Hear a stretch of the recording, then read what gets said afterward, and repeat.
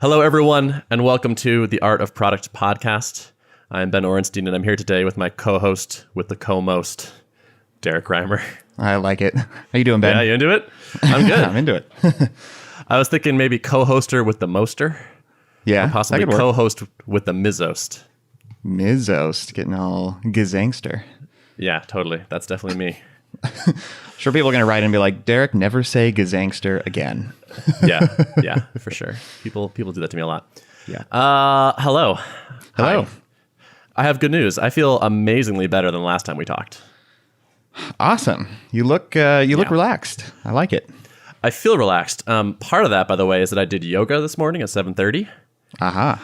That always helps. Which, yeah, it's what an amazing way to start a day. Yeah. Also, the weather's beautiful, and I'm also just kind of settling in and getting accustomed to my lifestyle.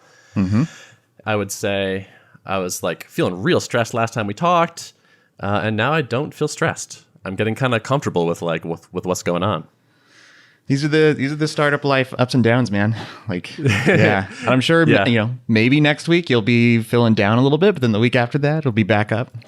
Yeah. I was talking to somebody who does a similar thing yesterday, and I was like, yeah, that stressed feeling is just kind of gone. He's like, it'll come back. Yeah. I was like, yeah, you're probably right. Don't expect it to be permanent, but relish in it while it's here, Sure. Yeah, totally. True for most things. Yep. I have to keep reminding myself of this thing, which is that my brain is trapped in my body. And so I can actually affect my brain by doing things with my body. It's true. So yoga, what flavor of yoga did you do this morning? This was Vinyasa Flow. Nice. Yep. It was actually a great class. I've done a fair amount of yoga, and I thought the teacher was really good. And also, this is the first time I went to this new studio, which is literally a block from my apartment. Nice. Yeah. So I had been meaning to try it for a long time, and I finally got over there, and it's like, oh man, like the thing that's incredibly close and convenient is also good. Yeah. That's always nice. I have an epic coffee shop right down for me and an epic yoga studio. So, yeah. Wow, you're set. Lots of boxes checked. This podcast that folks are listening to right now is launching tomorrow, I guess. By the way, heads up, the giant robots where we point people at this podcast is actually coming out tomorrow. Oh, okay. All right. That's news. Yes. Yeah. Surprise. So that was news to me too. That's not the normal Giant Robots publishing schedule, but they wanted to get one out because WWDC is next week. And so they want to do like a special something or other during that week. So anyway, Tom gave me a heads up. And so you and I have to pick some intro music or could pick some intro music and talk about some editing stuff and get this thing into iTunes basically today. All right. Surprise. Cool. Podcast Motor, who's doing the production and editing for the podcast, knows about this, so they're sort of on board. They're ready to go. But you and I have a little bit of work to do. We do, yeah. Cool. Also, I think it's not a done deal yet, but it looks like if I had to guess, I'm going to probably in the next week close my first part-time chief revenue officer engagement. Someone I am friendly with and have been talking to was interested, and we chatted, and it looks like we're going to do it. Cool. So can you disclose any details about it, or is it kind of under? I don't want to. I will.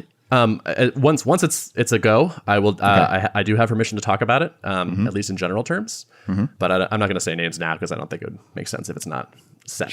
Sure. But soon. Cool. That's awesome. I'm in this position of like, I guess I need to come up with some sort of signable statement of work / contract / something or other. Yeah. I was watching Mike Montero's "Fuck You, Pay Me" talk. Are you familiar with this? No, I don't think so.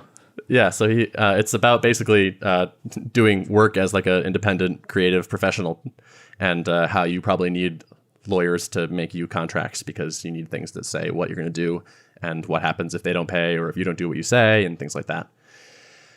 And I trust this person that I'm working with, but I think that's like kind of like a classic mistake, is to just assume that because someone seems like a good and trustworthy person that it's okay and that you don't need a contract. But I don't know. What are your thoughts on that?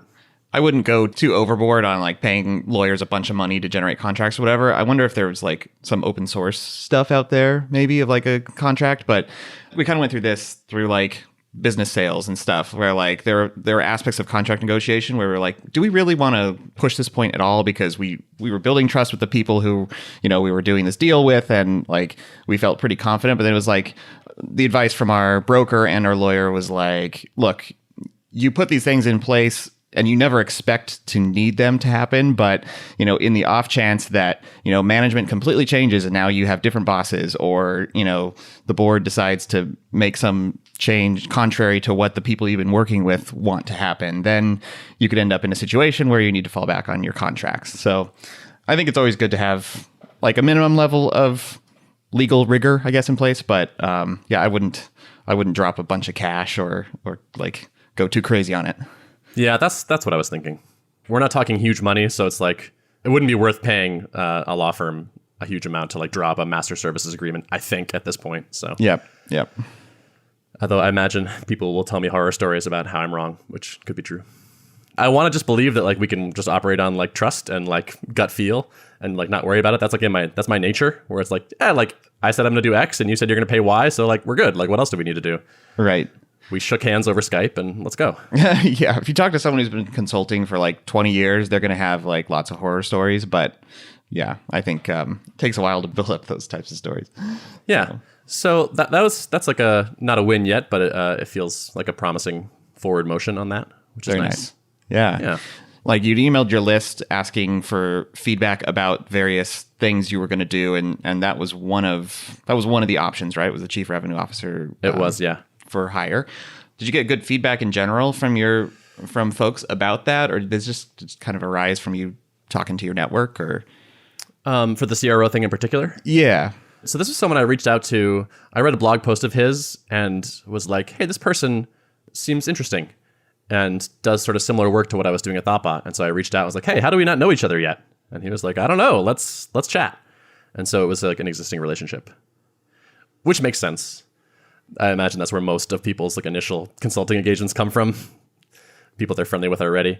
It's also nice because he knows my background, but he also like I've been very upfront with like, hey, like I'm improvising this to some extent. Like I've done this work for like Thoughtbot. I've done these things a bunch of times, and I think I have a lot of like domain knowledge, but I'm new to doing this for other people. I just straight up said that, and it's nice to just be upfront with that. So his expectations are set correctly. Sure. How did you go about figuring out how to price your service? Was it? I talked to Patrick McKenzie. Okay. And I was like, hey, I want to do this thing. And he's like, yeah, you should do that thing. And I was like, how much would you charge? And he was like, this much. And I was like, I'll take a little bit off that and do that. Yeah, nice. He's a good one to consult with on that. I realize now I was asking you a meta question about how you're going to price your pricing service. Yes, very meta. I should probably have a better answer than that, but that's the truth. Yeah, I think this actually is a reasonable pricing strategy, which is like I talk to the person and I have a sense of like what I can do and still give them a really good ROI given where their revenue is. And so I want to make sure that I get paid well, but also they're like, wow, that was great. Let's do more. Or like, let's say great things about Ben because he killed it for us. Right. Yep. And so honestly, like I'm thinking of this first thing as like the testimonial is like 5 times as important as the money. Mm-hmm. Yeah. Social proof is big with consulting, right? Yep. Yeah. Yep. Totally. I kind of started a little bit on the lower end. I'll talk about the numbers if this happens. I'm happy to share what I'm charging. The price is a little less important to me right now, but over time I would expect to walk it up where it's like I have more people who said good things about me and I'm doing a good job at this and hey, it's working. And I can maybe move up market a little bit, work with slightly larger clients and just kind of keep ratcheting up the price until people laugh at me when I say the number. Right. Yeah, I would say like especially a service like this where what the amount of effort you're putting in is directly related to the ROI they're getting. Like if you can get a 10% lift in revenue or something, then it's going to be much more valuable to a company that's doing 100,000 MRR than someone who's doing 10,000 MRR. Your pricing can scale with the size of the clients that you're helping out too. Exactly. Yeah. Yep. That's cool. At the end of the day, I should be able to like calculate ROI to 3 decimal places. And just be like, here you go. Do you want more of this thing that I give you this ROI on? That's awesome. Or like we can have a number at the end and be like, Ben did this much. That's satisfying to me. Yeah. Pricing is a funny thing. We had a early discussion about pricing models and stuff and what direction we could potentially take Drip in over the next, months and years. When we started looking at doing like an analysis of the competitors that Drip has and how their pricing models have evolved over time, it's pretty crazy to see like most of them started out similar to what we are, where it's just like pricing kind of scales linearly with the number of subscribers you have. But more and more, we've seen like companies move towards kind of bundling strategies where it's like, it scales with the number of subscribers. And then there's also different packages depending on what you're doing. So there's tiers for different bundles, and then each of those tiers scales up with your number of subscribers. So it's like 2 dimensions of pricing. Obviously, probably the reason for doing that is that you're trying to extract as much revenue as you can from the people who are getting the most value, right?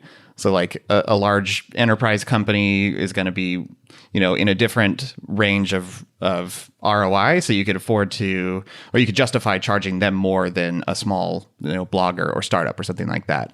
The way to get that value equation to balance out is by doing some like fancy bundling and like including different integrations at different higher tiers. And so it's just interesting to see how many different directions you can take pricing. And my biggest concern is always how can we do this, maximize revenue without making our pricing so confusing that it's like a deterrent for people who are wanting to sign up when they're looking like, what is this going to cost me? I remember when Intercom changed up their pricing, when they went from like 3 simple tiers into like, we have 4 different products and you can mix and match them. And depending on, the combination of things you choose, we will generate a price for you. And I remember looking at that and being like, ugh, I'm not so sure that's good. I mean, maybe it works for their business. I'm not, I don't have internal knowledge, but from an outside perspective, it seemed a little convoluted. So agreed. And I talked to a lot of people that were confused by the pricing change. And maybe they were just early, because I see like a lot of people doing that now. They might have just been one of the first to step into that realm. But yeah, like you said, it's hard to know from the outside how that turned out for them. Like It might be printing money. So yep, exactly. It's hard to see. But yeah, that like when you were saying like that 2-dimensional price structure, that just like intuitively to me just felt like that sounds kind of hard to understand or to explain. So it'll be interesting to see how this conversation evolves at Drip, and we might end up with some different bundles or whatever. But I think it just kind of depends on the overall vision too of where do we want to take the product and what markets do we want to enter. So it's kind of a part of a broader conversation, which as it should be. But yeah. What markets do you want to enter? Oh gosh, I don't know. Lucrative ones? Lucrative ones, exactly. Yeah. Yeah, Drip is such a general purpose tool. It's like potentially would not take too much effort to make this a really world-class tool for a specific niche that we're not really dominating yet. So, the question is, should we be doing that? How much effort, is it going to take a lot of engineering effort to do it? Or is it just a matter of like positioning and marketing? So many opportunities, and it's just figuring out which ones to do I guess that's where you get paid the big bucks, right? Exactly. Yeah. How's the free plan working out, by the way, on Drip? It's working well. Like we have a lot more trials than we used to now. It's kind of weird. You call them trials, but they're really like the free plan is just an extended trial, right? It's essentially what it is. But yeah, the pipeline is very full. Last I checked, we're converting those at a pretty healthy rate into paid customers. So yeah, I think the free plan is working out well. It's been a support burden, as you'd expect. I mean, that's one of the things that makes free plans very difficult to bootstrap, because I think we've had to scale up maybe like 5x our support staff just to support the volume. So to how many? I think we have maybe 10. Oh my God. 10 full-time people just doing Drip support? Yeah, something like that. Wow. Yeah. Huh. And we went for the longest time with 1. Yeah. Pre-acquisition, That's amazing. So you're getting like crazy amounts of support stuff inbound. We are. And that's priority number 1, is to figure out how to scale this. And I think there's some stuff, I don't know if I can talk about it quite yet publicly, but there's some ideas floating around about how to do this. So I can probably talk about it soon. Okay, yeah. Cool. Huh. So there's like roughly 400 hours of support requirements per week. Yeah. It's pretty crazy. I mean, if you think about it, Drip is a pretty complex product, and at the free plan level, it's a lot of people just getting started who they're looking for education in general, and then they're also looking about how to specifically use the tool. That's going to be a big component, I think, of bringing drip to the masses, is making sure our education story is really tight.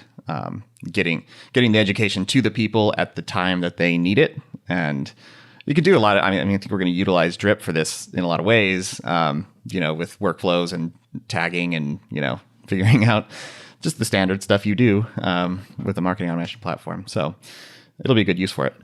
It's really interesting just to watch the sort of meta thing happening where I feel like one of the early pitches for drip was like, it's the power of Infusionsoft, but it's simple and easy. And like the product just keeps getting more and more capable, which is like inherently increases the complexity. Even if you do a good job with UI and UX, which you do, it's just like over time your education burden grows and grows. And it's like, oh God, make sure no one drips us later.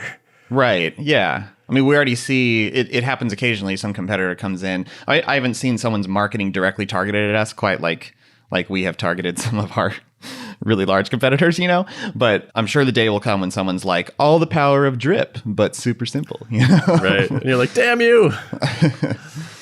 So just random piece of news. Somebody reached out to me after seeing that I was thinking about doing the part-time CRO work and said, hey, I have a domain you might want. It's pricingsas.com, and I'll give it to you. Do you want it? And I was like, yeah, I do want it. So thank you, Jan, for that. That was super, super cool. That's just reaffirming my experience of people being nice to me on the internet. It just keeps happening. I just saw that Adam Wathan from the Full Stack Radio podcast, he said he used to own his own name.com, adamwathan.com or whatever, and then he let it go like 5 years ago, and then someone squatted on it, and I think he just had to buy it back for like $1,000 or something. Like, he had to negotiate with them. So this is like the complete opposite. I like it. Yeah. It's much nicer. Yeah. He's a great guy. I'm actually talking to him later today. Oh, yeah? Yeah, we hung out at MicroConf and became friendly, and so we're chatting a little bit. Yeah, cool. I stumbled across someone on the internet that I didn't know, but now I have like a man crush on, basically. His name is Julian Shapiro, and he owns Julian.com, speaking of owning your name. Oh, geez. Which is pretty legit. Yeah. And he makes incredibly in-depth, well-researched handbooks. It's like, first of all, like his site is beautifully designed. And like he just released the Startup Growth Handbook. He basically wrote a book and then put it all online for free. But it's like just the design is beautiful and the content is really concise. And like he does like a nice job like pulling out key insights and like good headlines so it's skimmable. And it's just, he even has this little like expand collapse thing that he does where it's like, okay, here's the whole page. And then if you're interested in this particular chunk of an idea, it's sort of optional-ish. So if you want, you can expand it as you're reading, but otherwise it's collapsed by default. Nice. It's like a choose your adventure kind of. Yeah, it's an optional. He says hit expand to read this optional section. That's cool. Yeah. It's like TLDR kind of baked into the content. Right, exactly. He's like, I know your attention span's short, so I'm going to get to the point, and then if there's things where I want to elaborate some more, I'll just let you opt into that. Yeah. Ooh, that's cool. So you're taking some inspiration from this potentially for your some of your educational content? That yes, definitely. It's funny. I was talking actually to Adam, who you mentioned earlier, and we were talking about how everyone tends to write blog posts, and now there's this push towards creating things that the people are calling content hubs, where it's like you pick a topic and you write a bunch of things on that topic and you link them together.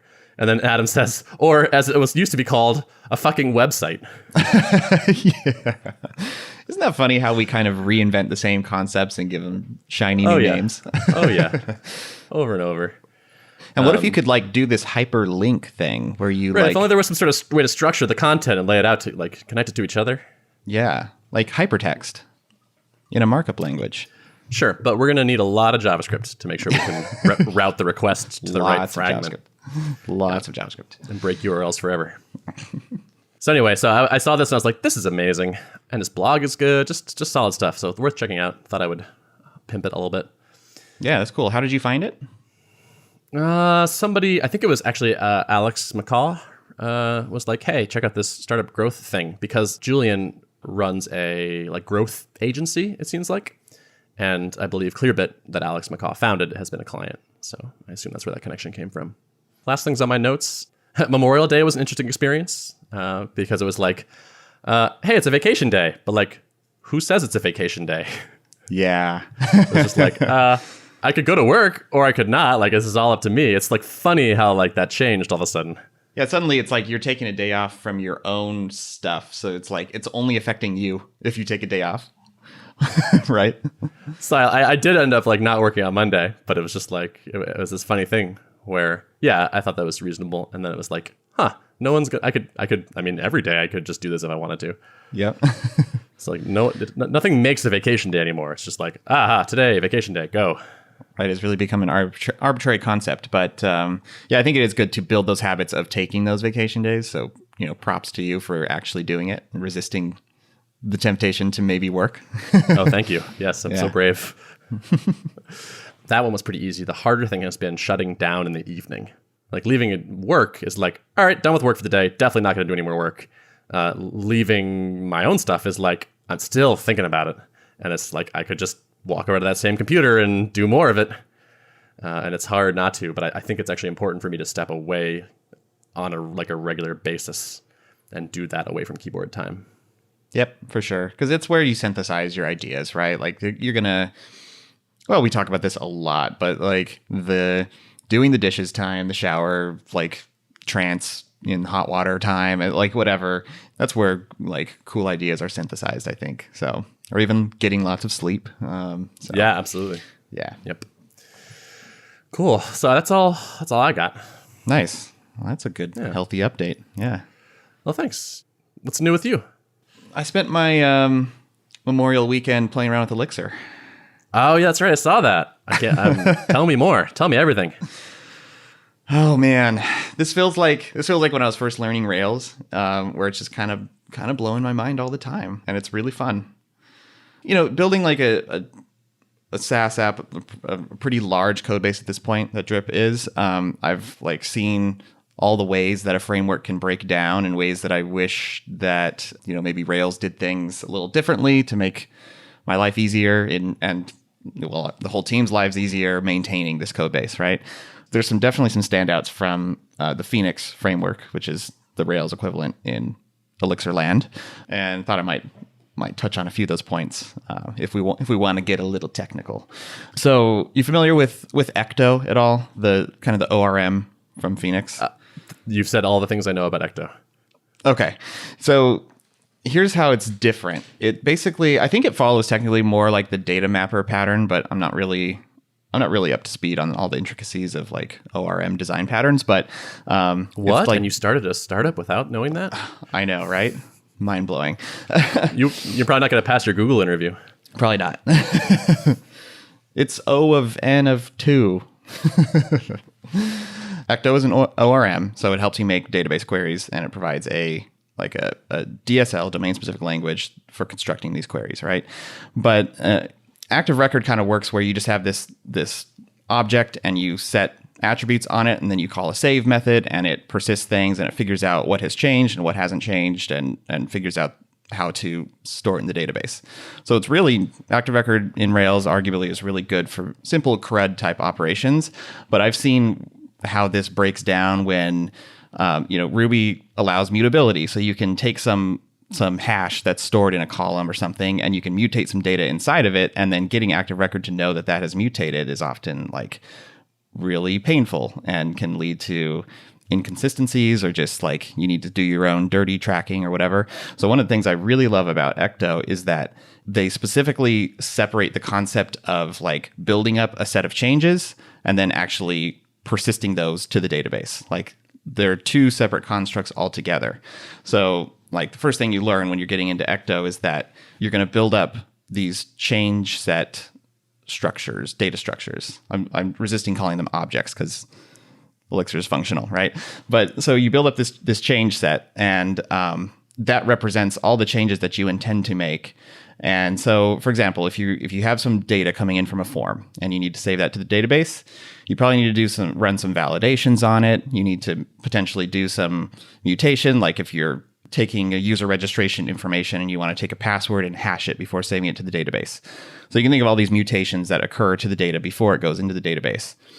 So instead of like, trying to set these on an object and using like callbacks or something to make these mutations, you just build up a change set and you pass this data structure from function to function, and they run validations and maybe they stick some errors into an errors array or mutate data in some way. And then at the end, you have this thing that you can pass to Ecto and say, all right, I want to persist this to the database. And then it just figures out exactly what queries to run. Right. So it makes testing really, really fast. In order to test like this form data comes in and it needs to be mutated in this way, I don't actually have to do a persistence call to the database. Right. So I can just make very specific unit tests around this change set that's being made. And then you just assume that like, you oftentimes don't actually need to test that the persistence happens in the right way because, that's tested at the library level. That has been really fun. It sounds like it has decomplected those things. Yes. Yeah. I mean, it's made it like just getting in and like saying, I want to take some data and store it in the database. It has added like a few extra mental steps, at least. Like constructing it is like, okay, I want to take this repository, which represents the database, and then I want to like construct this change set and pass this to the repository. So it's a little bit backwards if you're used to like an object-oriented world, but I feel like it scales so much better than kind of the active record model when you're dealing with complex data. And you mean scaling in the sense of like getting your head around it? Yeah, and dealing with like complex cases where like, okay, in this specific action, I only want to mutate a few columns, or I need to do like this special data mutation before sticking it in the database. And to do that now, I can just construct a change set instead of like manipulating active record callbacks or writing a bunch of, fancy wrappers around active record just to make these mutations happen. So I like that there's like a first class citizen that represents the change that's going to happen, as opposed to that being stored in the mutable state of an object. Exactly. Yeah. That's cool. Yep. I will also give like some challenges that I encountered working with Elixir. One of them is that I don't know if there's the concept of like a keyword argument for functions. So there's a lot of positional arguments going on, and some functions have like 5 arguments or optionally like 3 or 4. That's basically the way method signatures work in Elixir is like, it chooses the definition of the function that matches the shape of the arguments that you pass to it. So it's really powerful. Like the pattern matching stuff is a really interesting way to architect things, but it also means that I'm like constantly having to look up like, wait, what order did the arguments go in? And it feels like a step back from like Ruby moving in the direction of everything's keyword arguments, and it doesn't matter what order you put them in because you're being very explicit about, what keys the arguments map to. So yeah, it is a weird bit of coupling to opt into, although I guess the thing you get out is probably the pattern matching bit. Yeah, exactly. Right. Do you have a test project you've been working on? I do. Yeah. It's just like a little project, and I started by implementing user registration for it. And I actually it was an interesting learning experience. Like I feel like I hit an edge of the framework for this first task that I was doing, where like I wanted to do this in the most correct way since I'm learning a new framework. But it's like it involved inserting a user and then an account that's associated with that user. And I wanted to wrap that in a transaction so that you like insert the user and the account. But if user insertion fails for whatever reason, then make sure to roll back the database transaction. Doing that was actually not super straightforward. I'm planning to maybe write up a blog post just kind of like outlining how I did it, how I accomplished it with some tests. There's definitely a way to do it, but it's like you have to use this thing called a ecto multi, and it like pipelines multiple change sets together. So it's just like not super straightforward. How are you learning this thing? Like what's your process look like? Yeah, so I originally started diving in. I went on the Elixir language website and kind of went through the whole getting started guide just to get familiar with the language. I picked up some important highlights from that, but I definitely didn't absorb all the information at first pass because there's some elements of the language that are quite different from an object-oriented language, and it just didn't all sink in. But I felt like it was an important step to go through and at least familiarize myself with a lot of the native language constructs. But I didn't get super deep into that. I just kind of went through the getting started guide. Then I resisted the temptation to just like download Phoenix and start like trying to hack together a project. So I thought, okay, I think I need a little bit more foundation. So I bought a copy of Programming Phoenix, which is like the definitive guide from Chris McCord and Jose Valim, like the creators of the framework and the language, both kind of co-authored this book. So I'm like, probably a pretty good idea.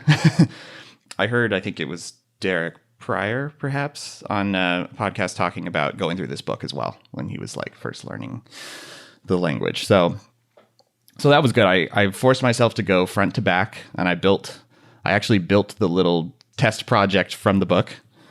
I often don't do that, like get a little impatient. I'm like, yeah, I'll skim. But I felt like actually like forcing my fingers to type the keystrokes and get familiar with like piping functions together and all the new concepts.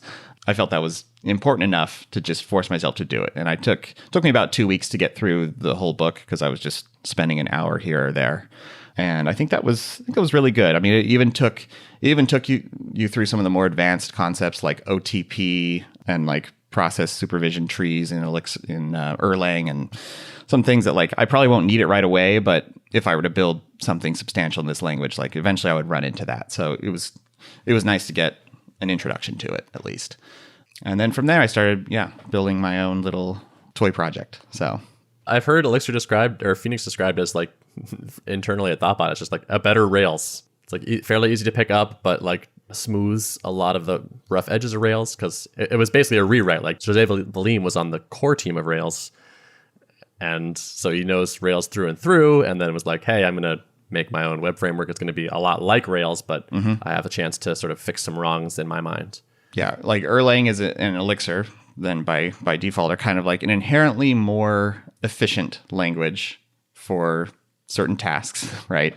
It's like inherently a bit more efficient than Ruby, and then let's not make the same mistakes that were made with Rails. And I think to roll back and like fix some of the inherent performance difficulties with Rails and like the way active record library is architected, like you just couldn't do that now because legacy support, So yeah. So are you excited at the prospect of possibly doing some Elixir for drip, like some sort of service in Elixir or something? Maybe, yeah. We actually just closed a hire on a scaling architect, that position that we've been trying to fill for a while, and he is also in love with Elixir at this point. So I don't know. I think it's a possibility that we might end up with some in the pipeline. We're not like rushing into microservices or anything like that, but as we re-architect certain parts, which is kind of in the pipeline, who knows? Well, I'm looking forward to hearing more if you do. Yeah, totally. Anything else up with you? I think that's it for my update for this week. Yeah. Okay. Well, as always, it's good talking to you. You too, man. It's nice to see you when I'm in a better mood. Well, it's great to see you all cheerful today. Yeah. Oh, thank you. I'm glad I could be better company. Yep. I still don't know where the show notes for this are going to live. Yeah, we figured out a sign off. Yeah. We do know that today's episode was produced and edited by Podcast Motor. Yes. So shout out to them for helping us out. I guess that's it. I'll see you next time. All right, cool, man. Talk soon. See you then. Bye-bye.